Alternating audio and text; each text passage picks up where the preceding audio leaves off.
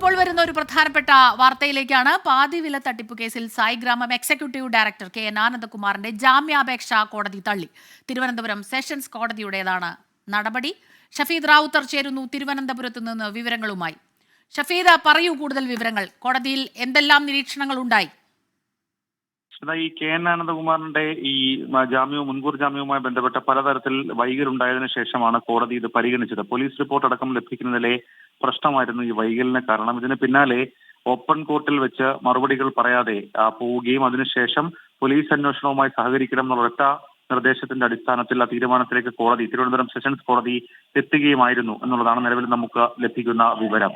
ഇതാ ഷഫീദ്, ഈ കാര്യത്തിൽ നമുക്കറിയാം, ഈ കാര്യത്തിൽ പലരെയും ചോദ്യം ചെയ്തു. പക്ഷേ പ്രധാന പ്രതി തന്നെ ഇദ്ദേഹത്തിന്റെ പേര് തന്നെ പലയിടത്തായി പറഞ്ഞു.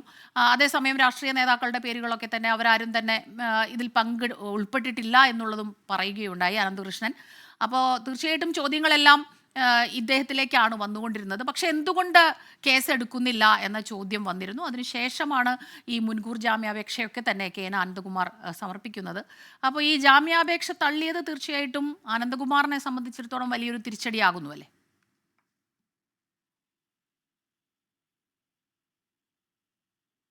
സ്വാഭാവികമായും നമുക്കറിയാം, നേരത്തെ ഈ കേസുമായി ബന്ധപ്പെട്ട പലതരത്തിലുള്ള വിവാദങ്ങൾ ഉണ്ടാകുമ്പോഴും കെ.എൻ. ആനന്ദകുമാർ കോടതിയിലടക്കം ഈ ജാമ്യാപേക്ഷയിലുള്ള അദ്ദേഹത്തിന്റെ ഹർജിയിൽ ചൂണ്ടിക്കാണിച്ചത് വ്യക്തിപരമായി ഈ ഇടപാടുമായി തനിക്ക് ബന്ധമില്ല, മാത്രമല്ല തട്ടിപ്പിനെ കുറിച്ച് എല്ലാം അറിവുണ്ടായിരുന്നത് അനന്തകൃഷ്ണ മാത്രമായിരുന്നു. താൻ ബാങ്ക് അക്കൗണ്ട് വഴിയോ മറ്റു വഴിയോ പണം സ്വീകരിച്ചിട്ടില്ല, ഇത് കോടതി പരിഗണിക്കണം എന്നുള്ളതായിരുന്നു പറഞ്ഞിരുന്നത്. സ്വാഭാവികമായും ഇതടക്കമുള്ള കാര്യങ്ങൾ കോടതി മുഖവിലക്കെടുത്തില്ല എന്ന് വേണം കരുതാൻ. മാത്രമല്ല പോലീസ് റിപ്പോർട്ടും ഈ കേസിന്റെ ഗൗരവവും പ്രത്യേക അന്വേഷണ സംഘം ഈ വിഷയത്തിൽ നടത്തുന്ന അന്വേഷണവും പരിഗണിച്ചായിരിക്കാം കോടതി ഇങ്ങനെ ഒരു തീരുമാനത്തിലേക്ക് എത്തിച്ചേർന്നത്. ഷഫീദ് റാവുത്തറാണ് വിവരങ്ങളുമായി നമുക്കൊപ്പം ചേർന്നത്. പാതിവില തട്ടിപ്പ് കേസിൽ സായിഗ്രാമം എക്സിക്യൂട്ടീവ് ഡയറക്ടർ കെ.എൻ. ആനന്ദകുമാറിന്റെ മുൻകൂർ ജാമ്യാപേക്ഷ കോടതി തള്ളിയിരിക്കുന്നു.